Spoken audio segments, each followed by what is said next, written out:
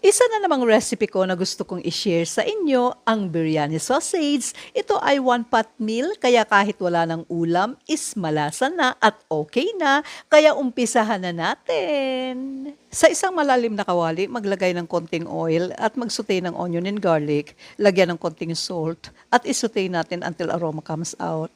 Then ilagay ang sausage of your choice. Pero ang ginamit ko ay Hungarian sausage at chorizo. Kapag slightly brown na ang mga sausages, ilagay ang aromatics na cloves, laurel at cardamom. Lagyan ng garam masala, turmeric powder, and paprika. I-mix natin ng mabuti. Ilagay ang basmati rice, hinugasan ko pero hindi ibinabad. I-mix ng mabuti hanggang ma-well distributed lahat ng ingredients. Lagyan ng ground black pepper, then haluin. Maglagay na rin ng tubig. Ang sukat ng tubig is 1.5 sa isang cup na basmati rice. Ang cup na ginamit ko is rice cooker cup. Then i-mix lang natin. Kapag medyo kulang pa sa kulay ang basmati rice, mag-add ng turmeric. Then takpan hanggang sa kumulo. Kapag kumukulo na, ilagay na ang olives. Pwedeng green or black only or combination.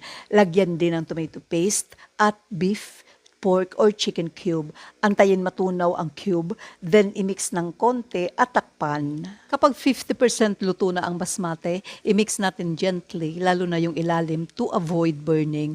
Takpan at lutuin natin sa low flame hanggang sa maluto na ang rice. At ang pinakaaantay ko na maluto ang biryani sausage ko, tingin pa lang wala na akong masabi kundi simpleng masarap. Okay lang po na wala ng ulam. So tara na at kainan na!